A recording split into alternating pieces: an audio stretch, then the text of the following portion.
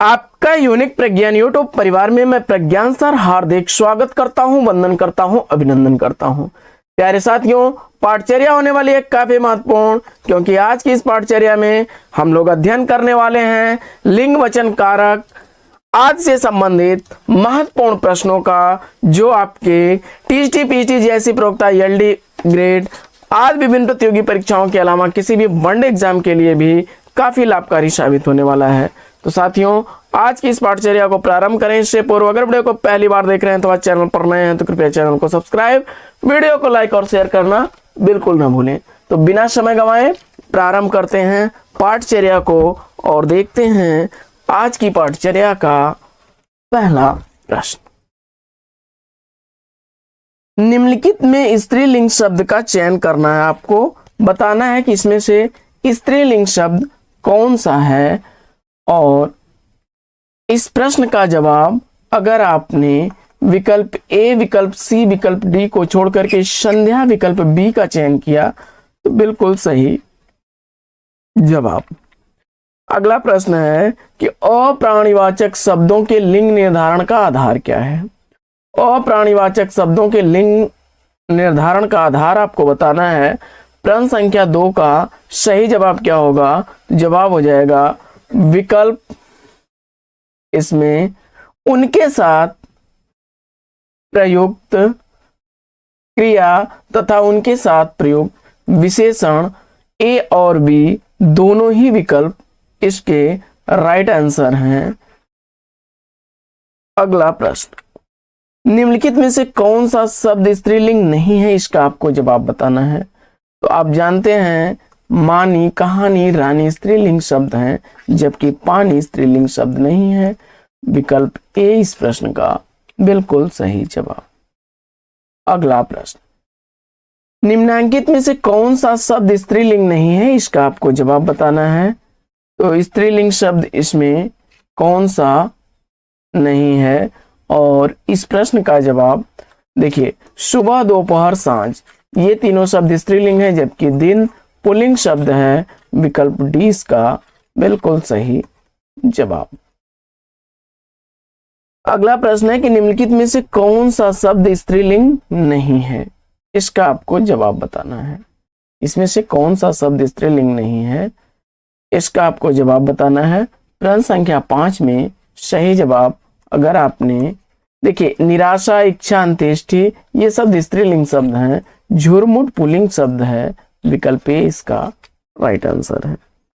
आगे, निम्नलिखित में से कौन सा शब्द स्त्रीलिंग है, यानी इस प्रश्न में स्त्रीलिंग आपको बताना है। तो देखते हैं, इसमें हाथी, मोती, पानी, नकेल इसमें से स्त्रीलिंग शब्द का चयन करना है आपको, और स्त्रीलिंग शब्द के रूप में आपने चयनित कर लिया विकल्प डी नकेल को, तो बिल्कुल सही जवाब। अगला प्रश्न है कि निम्नलिखित में से कौन सा शब्द स्त्रीलिंग है, इसका आपको जवाब बताना है। प्रश्न संख्या 7 का सही जवाब फटाफट चयनित करिए। तो देखिए उत्साह, चक्रव्यूह और संकल्प पुल्लिंग शब्द हैं। विकल्प सी इसका राइट आंसर है। मृत्यु। अगला प्रश्न है कि निम्नलिखित शब्दों में से एक शब्द स्त्रीलिंग है, इसका आपको चयन करना है। प्रश्न संख्या 8 का राइट आंसर क्या होगा, और आपने जवाब में डोर को चुना। विकल्प ए तो बिल्कुल सही जवाब।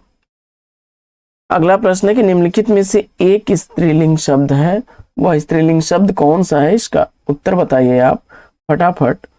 और प्रश्न संख्या 9 का राइट आंसर आपने क्या चुना? छाछ शब्द।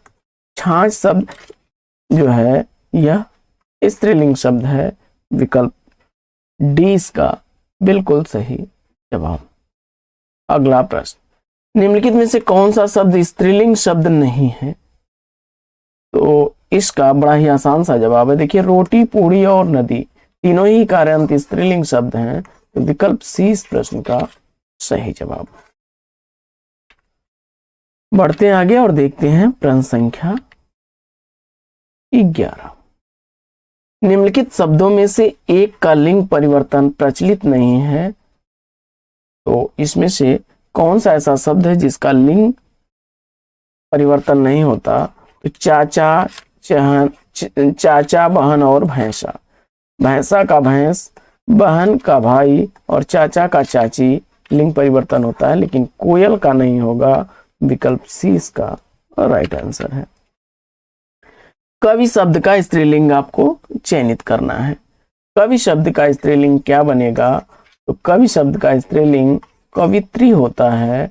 विकल्प सी इसका राइट आंसर। आगे ऋषि शब्द का स्त्रीलिंग आपको बताना है। ऋषि शब्द का स्त्रीलिंग चयनित करिए और आपने ऋषि शब्द का स्त्रीलिंग चयनित किया। विकल्प ऋषिका, सी को, तो बिल्कुल सही जवाब। ऋष का स्त्रीलिंग ऋषिका होता है। आगे ठाकुर शब्द का स्त्रीलिंग आपको बताना है। ठाकुर शब्द में आइन शब्द जोड़ करके आप स्त्रीलिंग बना देंगे, तो ठाकुर शब्द में आइन जोड़ने के बाद बनेगा ठकुराइन। बी विकल्प इस प्रश्न का बिल्कुल सही जवाब। अगला प्रश्न है कि निम्नलिखित युग्मों में से एक लिंग की दृष्टि से शुद्ध है, इसका आपको जवाब बताना है। प्रश्न संख्या 15 में देखिए, सुलोचन का सुलोचना, विकल्प डी इसका राइट आंसर हो जाएगा। वीर का होता है वीरांगना, सम्राट का होता है साम्राज्ञी और गोप का होता है गोपी। सम्राट का होता है साम्राज्ञी, वीर का वीरांगना। आगे युवा शब्द का लिंग परिवर्तन करने के लिए निम्नलिखित में से सही शब्द क्या बनेगा? और इस प्रश्न का बड़ा ही आसान सा जवाब है। आपने युवती चुन करके बिल्कुल सही उत्तर दिया है। आगे निम्नलिखित में से कौन सा शब्द सदैव स्त्रीलिंग में रहता है? प्रश्न संख्या 17 का राइट आंसर आपने मकड़ी चुना, बिल्कुल सही जवाब। आगे दिए गए विकल्पों में सम्राट शब्द का स्त्रीलिंग, तो सम्राट शब्द का स्त्रीलिंग आपने इसको चयनित किया, साम्राज्ञी, तो बिल्कुल सही जवाब साथियों। आगे निम्नलिखित शब्दों में से पुल्लिंग शब्द का चयन करिए। साथियों, भले ही प्रश्नों का स्तर आपको इजी दिख रहा हो, लेकिन कभी कभी यही प्रश्न आपसे गलती करवा देते हैं, इसलिए प्रत्येक तरह के प्रश्नों का रिवीजन किया करिए और करते रहा करिए। तो निम्नलिखित शब्दों में एक शब्द पुल्लिंग है, इसका आपको जवाब बताना है। प्रश्न संख्या 19 का राइट आंसर आपने दही चुन करके बिल्कुल सही जवाब दिया है, विकल्प डी। आगे निम्नलिखित शब्दों में से एक स्त्रीलिंग शब्द बताना है, तो इसमें से स्त्रीलिंग शब्द प्रश्न संख्या 20 का राइट आंसर क्या बनेगा? स्त्रीलिंग शब्द कौन सा होगा? प्रश्न संख्या 20 में सही शब्द आपको बताना है, तो जवाब हो जाएगा विकल्प ए, टकसाल। टकसाल शब्द स्त्रीलिंग शब्द है। अगला प्रश्न है कि निम्नलिखित में से नपुंसक लिंग का चयन करिए। इसमें से कौन सा शब्द नपुंसक लिंग में है? तो स्त्री, दारा और पत्नी को छोड़ करके आपने कलत्र, विकल्प सी को चुना, तो बिल्कुल सही जवाब। अगला प्रश्न है कि दिए गए विकल्पों में ज्ञानवती शब्द का पुल्लिंग शब्द क्या होगा, बताइए।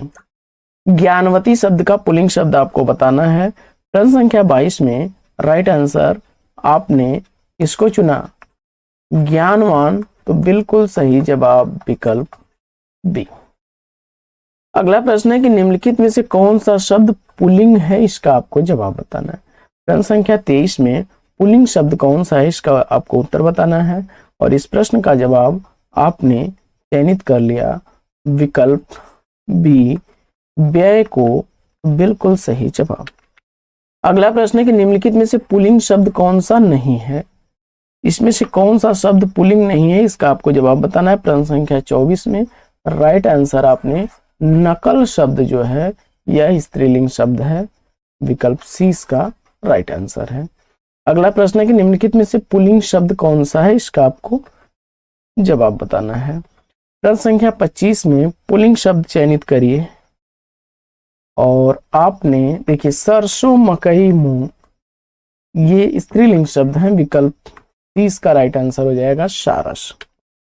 आगे निम्नलिखित में से पुल्लिंग शब्द कौन सा है? पुल्लिंग शब्द आपको चयनित करना है कौन सा है? दया, निर्धनता और दुर्घटना स्त्रीलिंग शब्द हैं। विकल्प सी के साथ आप बिल्कुल सही जवाब। अगला प्रश्न,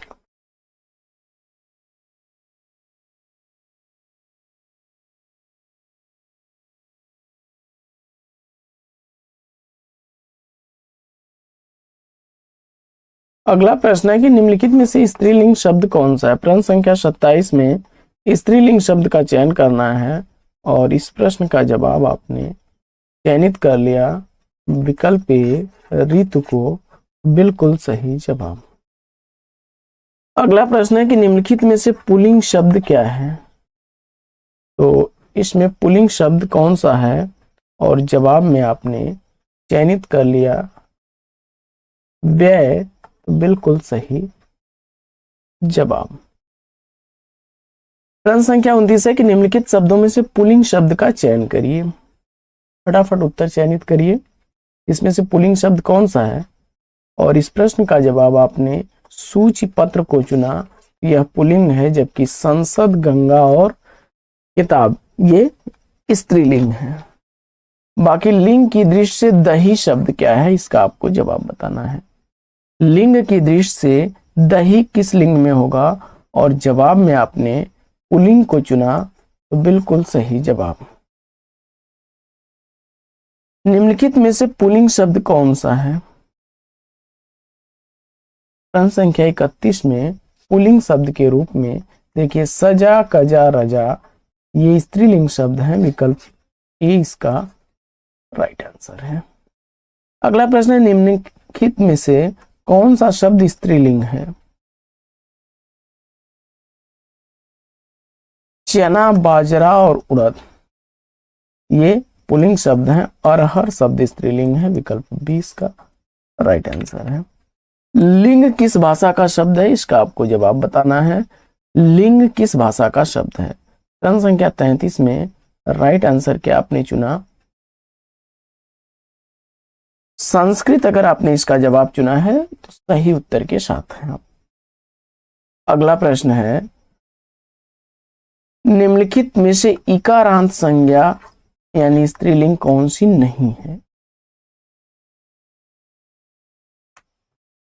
देखिए नदी, टोपी और उदासी ये सब शब्द इस इकारांत स्त्रीलिंग है, जबकि पहिया इकारांत स्त्रीलिंग नहीं है। यह क्या है? अकारांत है। विकल्प डी इसका राइट आंसर हो जाएगा। यहां पर इकारांत पूछा जा रहा है। आगे इनमें से कौन सा शब्द पुल्लिंग नहीं है?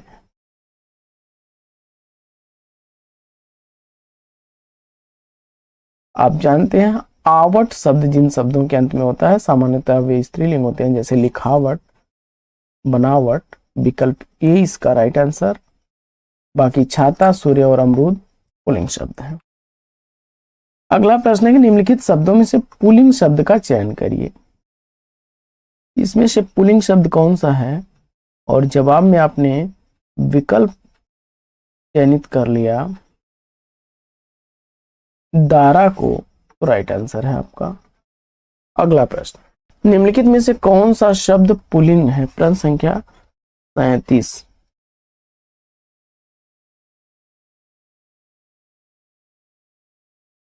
इसमें माधुर्य शब्द आपका जो है यह पुल्लिंग है। अगला प्रश्न है कि निम्न में से पुल्लिंग शब्द आपको बताना है। तो इसमें गीत शब्द जो है यह पुल्लिंग है। विद्वान शब्द का स्त्रीलिंग आपको बताना है। विद्वान का स्त्रीलिंग बनाइए, क्या बनेगा? विद्वान शब्द का स्त्रीलिंग शब्द बनेगा विदुषी। विकल्प ए बिल्कुल सही जवाब। अगला प्रश्न है कि निम्नलिखित में से स्त्रीलिंग शब्द कौन सा है? प्रश्न संख्या 40 में आपने अहिंसा शब्द चुना, तो बिल्कुल सही जवाब। निम्नलिखित में से कौन सा शब्द सदा बहुवचन में प्रयोग होता है? सदैव बहुवचन में प्रयोग होने वाला शब्द अगर आपने चयनित कर लिया है प्राण को, बिल्कुल सही जवाब। अगला प्रश्न अगला प्रश्न है कि वधू का बहुवचन क्या होगा, इसका आपको जवाब बताना है। वधू शब्द का बहुवचन आपको बताना है और प्रश्न संख्या 42 का सही जवाब आपने वधुएं विकल्प सी को चुना, तो बिल्कुल सही जवाब। अगला प्रश्न है कि सर्वनाम जिसका प्रयोग एक वचन तथा बहुवचन दोनों में किया जा सके, जवाब हो जाएगा विकल्प सी इसमें जो। अगला प्रश्न है कि पूर्णतः सर्वनाम एक वचन है, तो इसका जवाब अगर आपने चयनित कर लिया विकल्प ए मेरे, बिल्कुल सही जवाब। अगला प्रश्न है कि हिंदी में वचन कितने प्रकार के होते हैं, तो हिंदी में वचन कितने प्रकार के होते हैं, जवाब हो जाएगा विकल्प ए 2। अगला प्रश्न है कि निम्न में से एक वचन है, तो इसमें से एक वचन कौन सा है, प्रश्न संख्या 46 का सही जवाब आपको बताना है। चांदी, सोना, तांबा, ये सभी एक वचन में प्रयोग होंगे, विकल्प डी इसका राइट आंसर।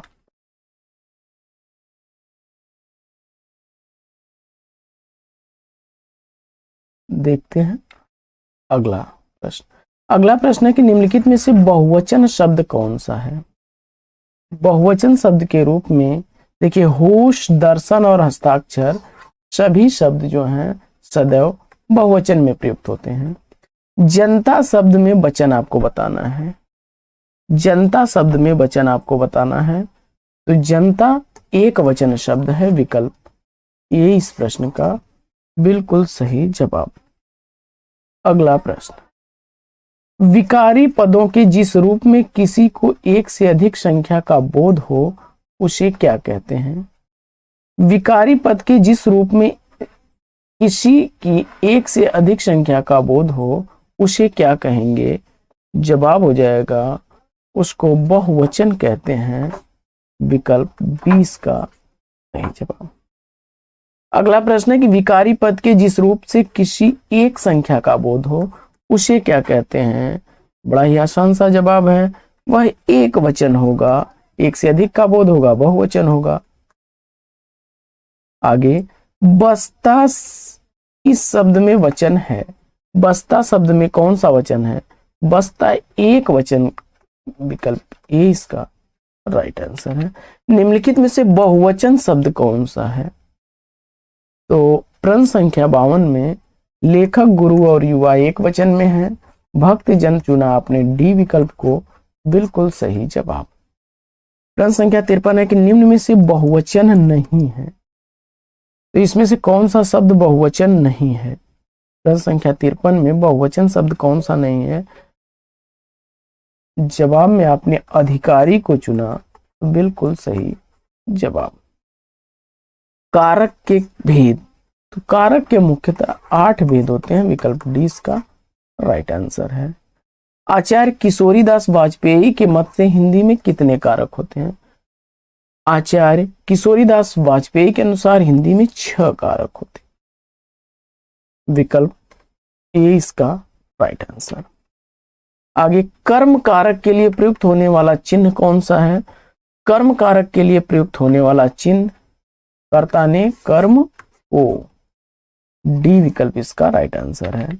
कर्म कारक की विभक्ति कौन सी है, कर्ता कर्म आपकी द्वितीय, प्रथम कर्ता है उसके बाद कर्म द्वितीय विभक्ति। इसके बाद निम्नलिखित वाक्यों में से एक में करण कारक के विभक्ति चिन्ह का प्रयोग हुआ है, उसका आपको जवाब बताना है, तो फटाफट उत्तर चयनित करिए। प्रश्न संख्या 58 में लड़का दर्द के मारे छटपटाता रहा, यानी विकल्प ए में करण कारक है, वो लड़का दर्द से छटपटा रहा था। मेरे घर से आपका घर 5 किलोमीटर दूर है, इस वाक्य में घर से में कौन सा कारक है, यहाँ पर जो है से अलग होने के संदर्भ में आपादान कारक, विकल्प डी इसका राइट आंसर है। आगे, क्रिया का आधार सूचित करने वाला कारक कौन सा है, क्रिया का आधार सूचित करने वाला कारक आपको बताना है और इस प्रश्न का जवाब से क्रिया का आधार सूचित होता है अधिकरण कारक से। विकल्प सी इसका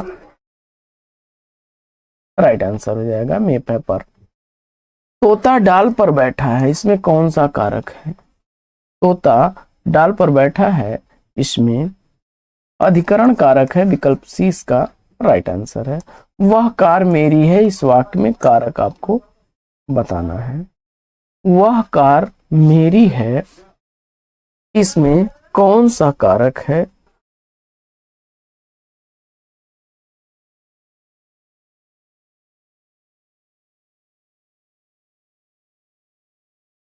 वह कार मेरी है, वह कार मेरी है, इसमें कारक आपको बताना है।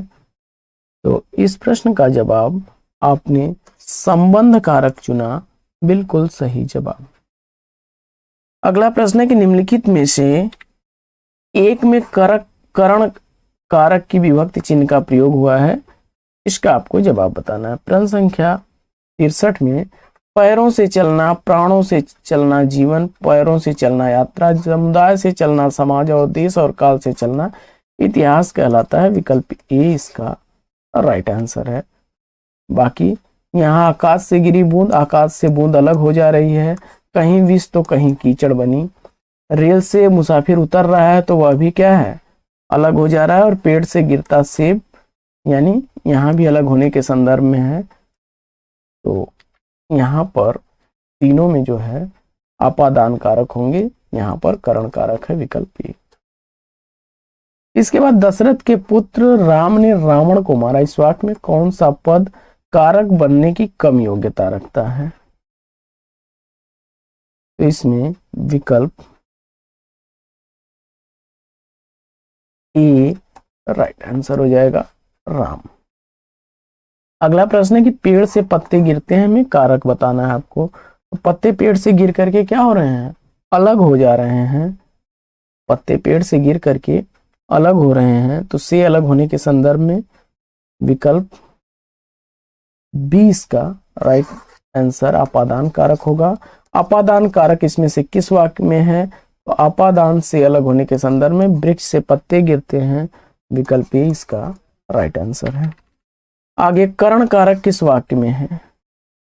करण कारक किस वाक्य में है? प्रश्न संख्या 67 का राइट आंसर क्या बनेगा? विकल्प बी, वह कलम से लिखता है। बी विकल्प इसका राइट आंसर है। अगला प्रश्न है कि उससे अच्छे तो आप हैं में कौन सा कारक है? उससे अच्छे तो आप हैं, इसमें कारक आपको बताना है। और इस प्रश्न का जवाब अगर आपने चयनित कर लिया, विकल्प बी आपादान कारक, बिल्कुल सही जवाब। अगला प्रश्न है कि उसने उसे छल से पराजित किया में छल से में कौन सा कारक है?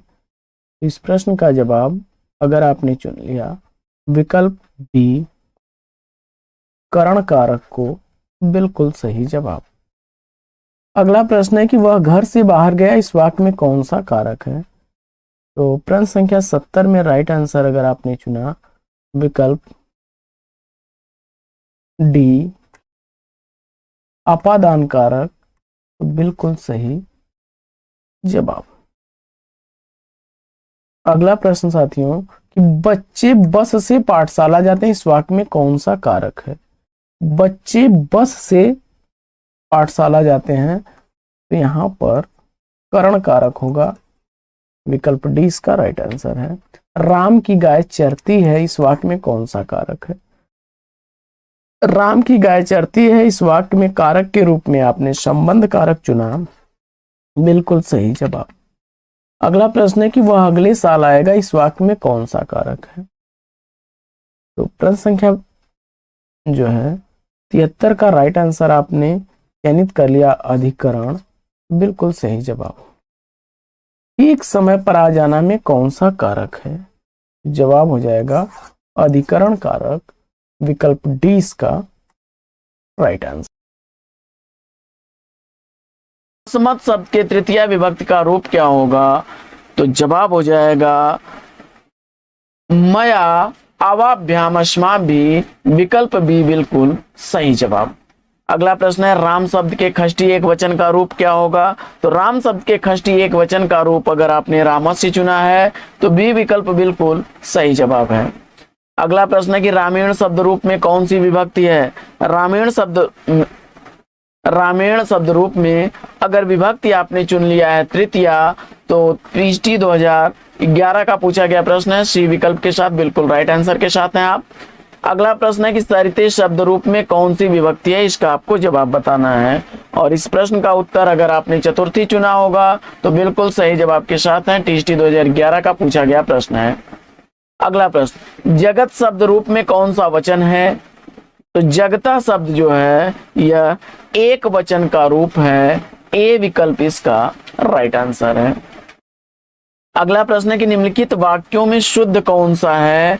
तो इसमें शुद्ध रूप बनेगा मातुर्निलीयते कृष्ण, विकल्प सी बिल्कुल सही जवाब। अगला प्रश्न है कि सर्वस्व रूप है, तो सर्वस्व यह षष्ठी का रूप है, सी विकल्प इसका राइट आंसर है। अगला प्रश्न है कि मत्याम शब्द रूप किसका है? तो मति शब्द के लिए सप्तमी एक वचन का रूप है, पीएचडी 2005 का पूछा गया प्रश्न है, डी विकल्प इसका राइट आंसर है। अगला प्रश्न है असद वह शब्द के स्त्रीलिंग पंचमी विभक्ति बहुवचन में रूप कौन सा बनेगा? और इस प्रश्न का जवाब अगर अभूयः सेलेक्ट किया विकल्प ए आपने तो राइट आंसर है। अगला प्रश्न है कि मुनि शब्द का षष्ठी एक वचन रूप क्या बनेगा? और जवाब में आपने मुनि चुना है तो बी विकल्प बिल्कुल सही जवाब। अगला प्रश्न है कि राज्ञा शब्द रूप में कौन सी विभक्ति है?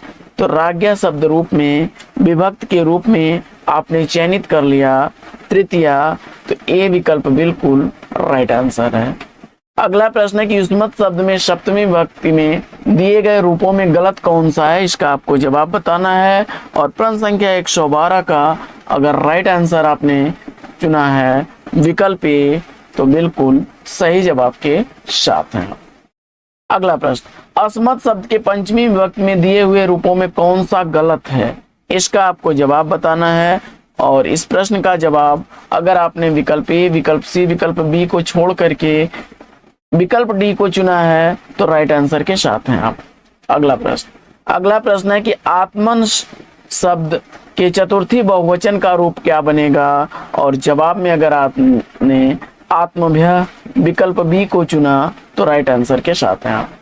अगला प्रश्न है कि इदम शब्द स्त्रीलिंग के तृतीय विभक्ति एक वचन का रूप क्या बनेगा? और इस प्रश्न का जवाब अगर आपने सेलेक्ट किया है विकल्प सी अनया तो राइट आंसर के साथ हैं।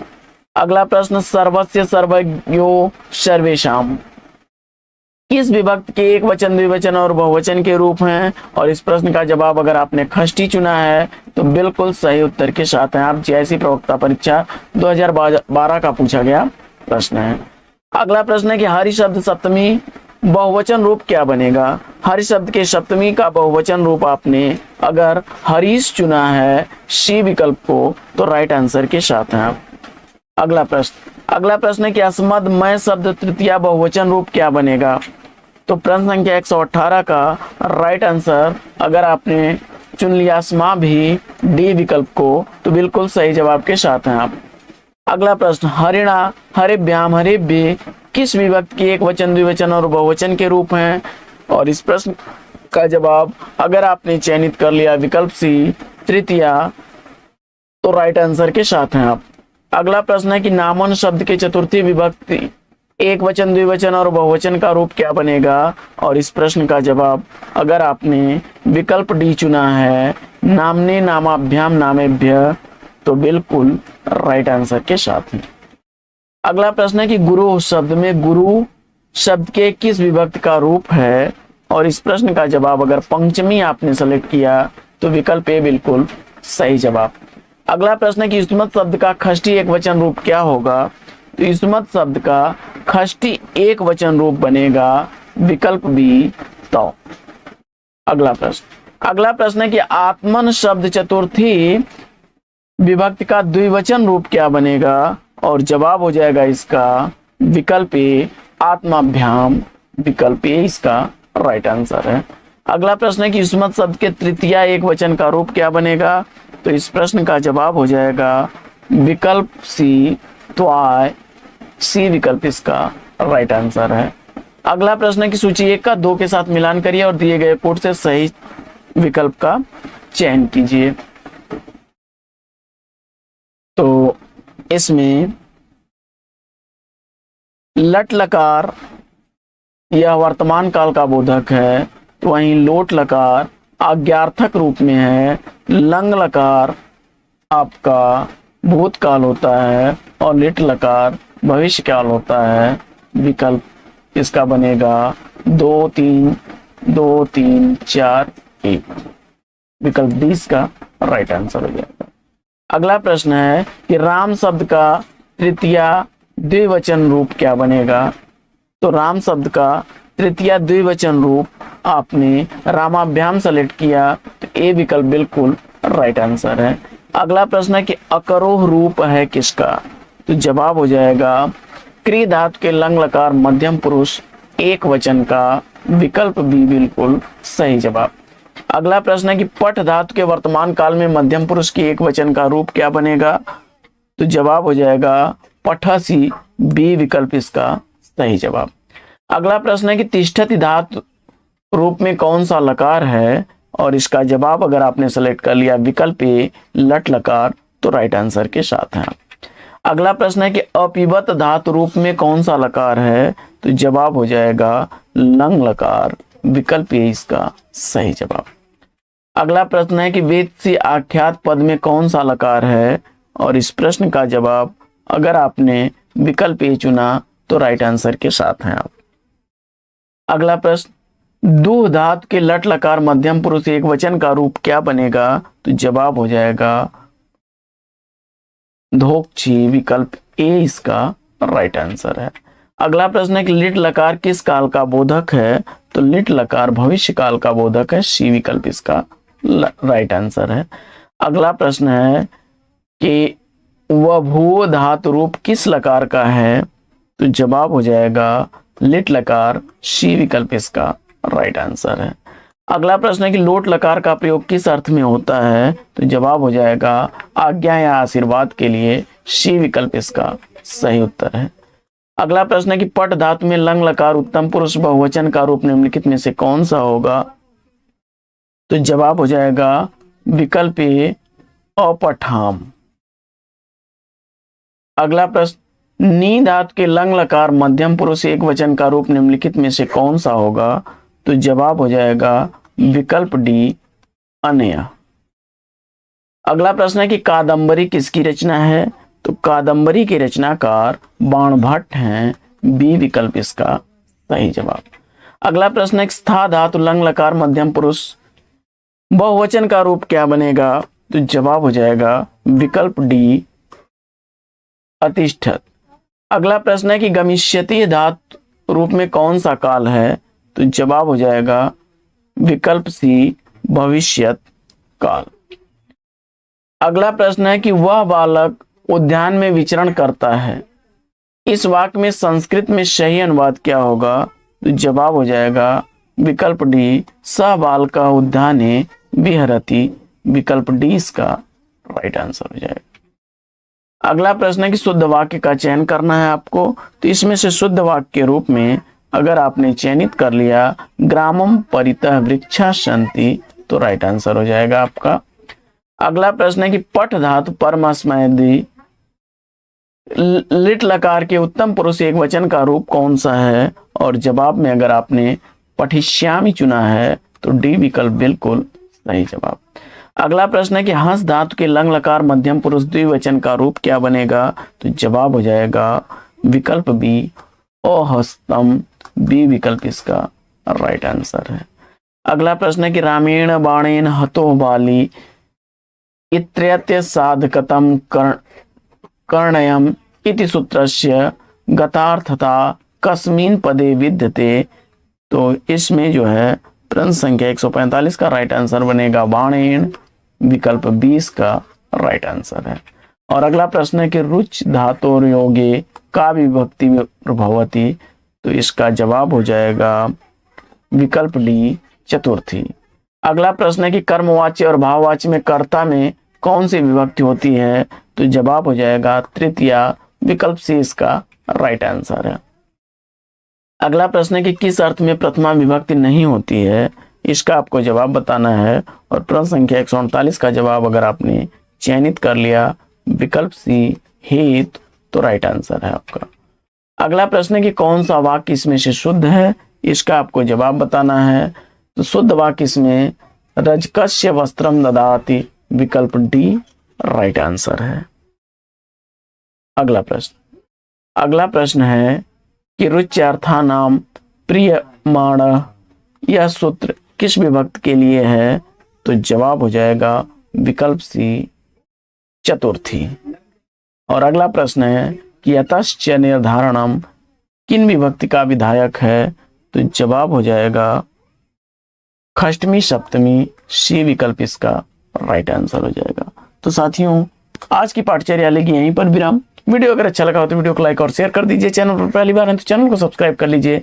फिर मिलते हैं आपसे अगले वीडियो में एक नए प्रकरण, एक नए टॉपिक, एक नए अंदाज में। तब तक के लिए लेंगे आपसे विदा। आपका जीवन मंगलमय हो। वेस्ट विशेष बेस्ट ऑफ लक। जय हिंद साथियों।